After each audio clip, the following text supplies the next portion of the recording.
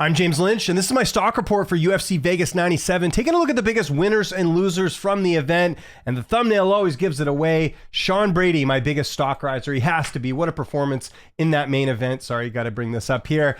Taking out Gilbert Burns. Dominant win. I don't think Burns won a single round in this one. I was surprised Brady couldn't finish. That's maybe my only critique of this one. I think there were opportunities for him to take out Gilbert Burns, but this was a very big win for Shawn Brady. I mean, we're just a couple fights removed from a lot of fans saying a lot of bad things about Shawn Brady, and I don't really think you can say that now. He is definitely in title contention. He's coming off the win over Kelvin Gastelum, where he finished Gastelum, and this fight was a total, shutout, basically, in my opinion. I don't think Burns won a single round. Like I said, Brady just, really good, pace, and, the 5 rounds. There were some questions about his cardio and all that. I think he sort of solved all that tonight. And look, I know he was favored coming in here. He was almost a 2-1 favorite.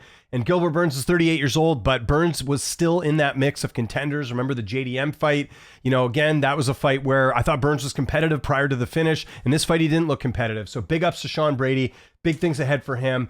I think him and Kamaru Usman is the fight. I think, I've said this before, how I want the welterweight division to shake out is I want Shavkat and Bilal. I want Ian Gary and Leon Edwards. I think that's a fight that makes sense because they used to train together. There's some backstory there. And then you do, Brady and Usman, and then JDM. I don't know where JDM fits in this. He's not clear yet. Maybe you could do JDM and Usman. But either way, Brady's now in that conversation. I think we got to give him someone really good at this point. And big win there for Shawn Brady. Easily the biggest stock riser on this card. Okay, second biggest stock riser on this card. Again, pretty heavily favored going in tonight, but Natalya Silva, if she wasn't considered a contender in the weight class, she definitely was after this performance. Again, she was a big favorite going in, but I was just so impressed with, everything in this fight. That second round especially looked great against Andrade, clipping her there.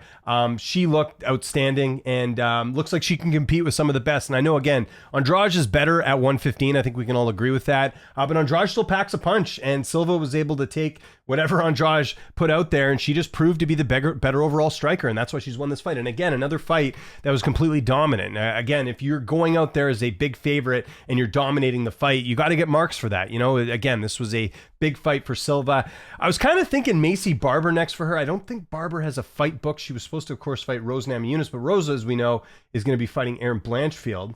So you have a few options. I don't know. I always get mixed up with the flyweight on this rankings list. I mean, Macy makes sense here. Silva just won, beat Andrade, so she's kind of in the mix. Macy and her makes sense. Let me just double check. I don't think Macy, because Macy's had some health issues, so I don't think she's even booked for a fight yet. Let me just double check that. Yeah. So I think her and Macy's the fight to make. Big fight in that division. But again, dominant performance there from Natalya Silva. Okay, next fighter we're going to look at as far as big stock risers is Steve Garcia. And again, similar story here. I know I'm picking a lot of favorites on the betting line going in. Garcia came in at, what was he? Minus 185. So not 2-1. Okay, a little bit lower odds. It's just the fact that here's, again, another finish for Steve Garcia. How many knockout wins has that been now for him in a row? I think it's like 4 in a row. No, 5. 1, 2, 3, 4, 5. I mean, again, not the greatest opposition out there, but that was a good win. And you look at what Kyle Nelson had coming into this fight, and I'll talk about him a little bit later, obviously. Again, the thumbnail gave that away too, but just a good win for Garcia. And Garcia took this on short notice, right? Stepping up to the plate, you go out there, you get the first round finish. Big win there for Steve Garcia. How can you deny him a ranked opponent at this point? I think they should just do the fight that this fight was originally supposed to be. And I think you should do Steve Garcia and Calvin Kattar. That's the fight to make now. Garcia has definitely done more than enough. I can't think of a fighter that's had so many stoppage wins in a row and hasn't fought a ranked opponent. It's just crazy to me.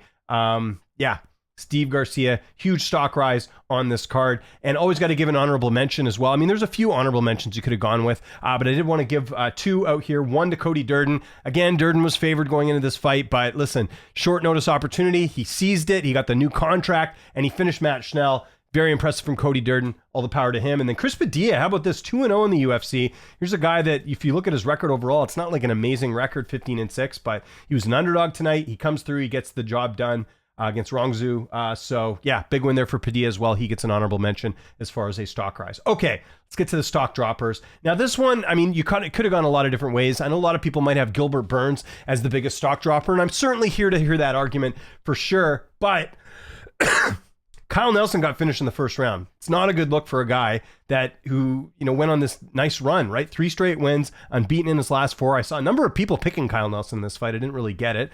And I like Kyle a lot. Again, I've been interviewing him back to when he was fighting on the regional scene, but I did not like this fight for him because Garcia is an absolute animal and the guy hits like a truck. And I know Nelson's fought guys like this, but I think Garcia is a different breed. And just to get finished in the first round like that, again, I know it was kind of he's against the cage, he was getting hit that way, but still, it was a very good win there for Garcia. And I think just sort of a bad look for Nelson. You go on this, nice run, and now you get finished in the first round. Like at least Jai Herbert, you lose a decision. Billy Q, you lose in the third round, but to get finished in the first round, which has never happened in his UFC career. He's been obviously, I think, finished in the first round before. To me, that's just a bad look, and all that momentum he had built up, I think that's all kind of down the drain getting finished this quickly. So Kyle Nelson, for me, the biggest stock dropper. My second biggest stock dropper, and again, this is probably where most people are going to go, and I can accept that argument, that's fine, is Gilbert Burns. And I think part of it, we all know Gilbert Burns is older, and he wasn't supposed to win this fight if you look at the betting odds. It's just the way he lost. He got, like I said, didn't win a round. I don't think Brady was ever in danger in this fight.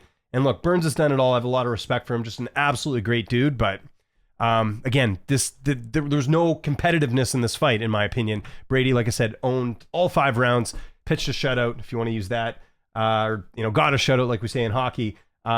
So yeah, Gilbert Burns, I don't really know where he goes from here. I think at this point, he's at the stage in his career where it's kind of winding down. You're probably going to get guys to build him up off of. So if there's any up-and-comers in the weight class, that's kind of what you're looking at right now. Kind of like what they did with Jack Della Maddalena in his last one, and in some ways with this fight, because, Brady's still a little bit young, right? How old's Brady now? Didn't even check his age. Not too young. Oh, he's 31. Okay, not that young then. But you know what I'm saying. I think they're going to use guys to sort of build Burns up on. So yeah, Gilbert Burns, my other stock dropper. And then the other one I'm going to go with here is Rongzhu, just because he was favored, right? And he also got finished in this fight. So he was a minus 250 favorite. I had my concerns about the level of opposition he's fought. A lot of these Chinese fighters, for whatever reason, and I know he's 24, but prior to the UFC, didn't fight a ton of great guys, and has done okay in the UFC. But a lot of his wins are against guys that just aren't. I guess he got released from the UFC, then worked his way back into the road to the UFC. That's right. So yeah, again, I had to put him on here just because he was the only, I believe, yeah, let me double check this. Yeah, I'm pretty sure he was the only, no, he definitely was the only betting favorite that lost tonight. So he has to be on here because again, if the public thinks someone's going to win and they don't win, that's got to be on our stock dropper list. So Rongzhu going on there, and then I'll give another honorable mention on this card. And she was a big underdog. I picked her. I don't, again, bad pick on my end. I'll own that one. But Jessica Andrade, again, I thought there would be, not only did I think Andrade was going to win, but I thought at the very least she'd make this look competitive, land some good shots. Andrade didn't do that in this fight. She's taken out. Again, Silva just dominated her in this matchup. And like, what's Andrade doing? I don't really understand. I guess because she's lost a few fights at 115 she won her last 2 fights. So why is she at 125? I don't get that. You get 2 good, especially the Dern win is, that's a good win in the weight class. Stay at 115. I think that's the lesson here. Doesn't seem to do too well at 125 overall. All over, I think 125 wins are against fighters that, just aren't making any noise, so to speak. So, I think Andrade should go back to 115. That would be my recommendation for her. So, quickly recap on the list here. Biggest stock risers, Shawn Brady, Natalya Silva, Steve Garcia. Honorable mentions to Cody Durden and Chris Padilla. Biggest stock droppers, Kyle Nelson, Gilbert Burns, and Rongzhu. Honorable mention to Jessica Andrade. So, like I always say, in the comments, I don't want to hear you critique my picks. What I do want you to do, though, is give me your 3 stock risers, your 3 stock droppers. That's all I want to hear. A lot of people don't do that. They want to say, well, I don't agree with this. That's fine, but it's much better if you guys can come up with your own list, because that's the whole point of doing this. So if you guys can let me know in the comments your top 3 risers, top 3 droppers, we can have a discussion. And that's all I'm asking here. I'm not asking too much. I will ask for one more thing, though. Make sure you hit that like button, hit the subscribe button, and hit that notification bell. I do this series after every event, so it's something I love doing, and it's something to create a little bit of a discussion here. So again, I'm posting content on this channel every single day. My name is James Lynch. Thanks so much for watching, and I'll see you next time.